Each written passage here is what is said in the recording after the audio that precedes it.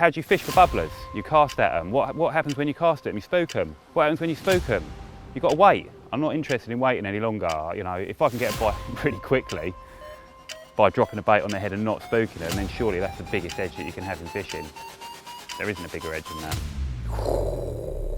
Did he pick up the hook bait then? Come on, come on. Come on then, come on. It's exciting when you find them, isn't it? There's nothing here, but there are a few in the corner. Oh, come on, let's go get them. Oh, he's right on it. 2 of them. Oh, this is when your heart is beating out of your chest. I mean, he's not feeding right on top of me, but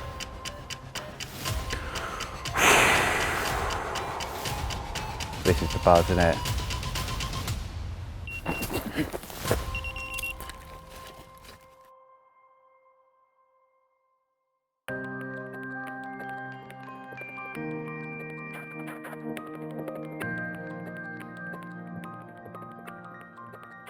Places like this type of fishing, takes me right back to my childhood.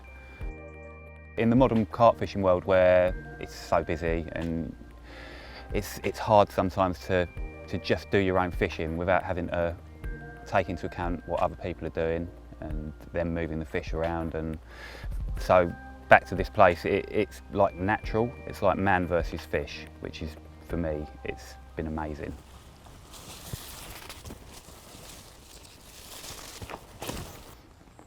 Beautiful scaly mirror.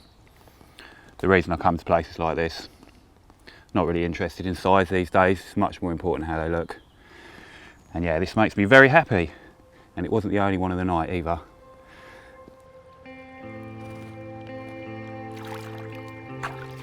So a lot of my other fishing is on some of the busier waters on the circuit. You know, the Horton complex is a prime example.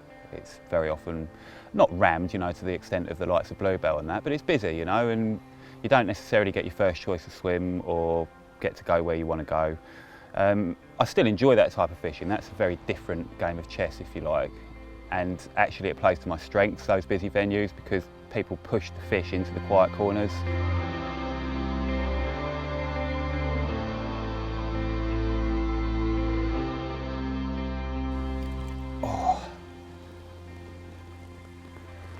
So yeah, a mega old Oxfordshire common. Not the biggest carp that I'll ever catch, but look at it. Really, really nice old carp. And that's why I've come to this place, really. The fishing itself is intimate, it's man versus fish. And I've got carp like this to catch, which he's like got wrinkles in between his scales. You've seen this up here. It's not often you see that with a common, but like look on the top of his back. You see it? Like the fingerprints. It's quite unusual, that. These, like the detail between the scales. I don't think I've seen that on a common before. You see it on mirrors, don't you? Like on the skin between the scales, but look, he's actually got it on his back. Really interesting.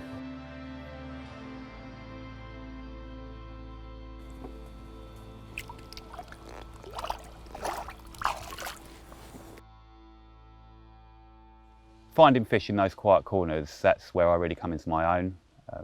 It's sort of like a little miniature arena where nobody can affect you.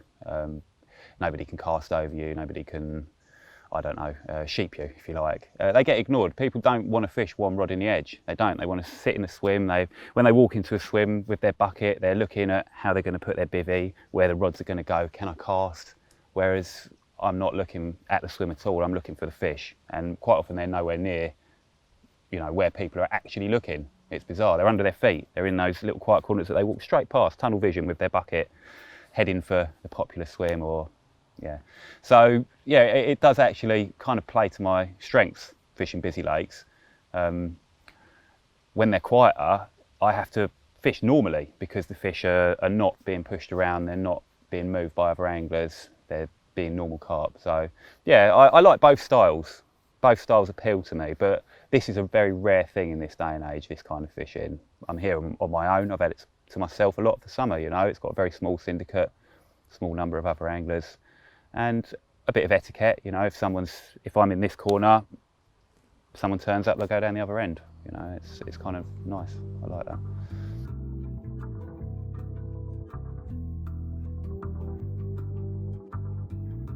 This is actually where I caught Cuttail's mate down here. Right there.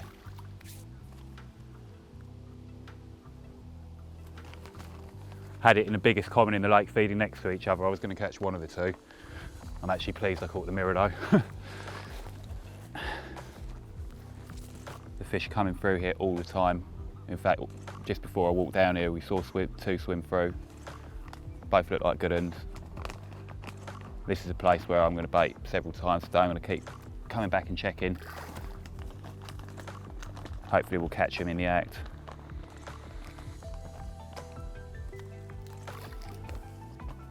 I'm going to put more bait than I actually normally would on a spot like this because of the roach, because I'm not using whole boilies.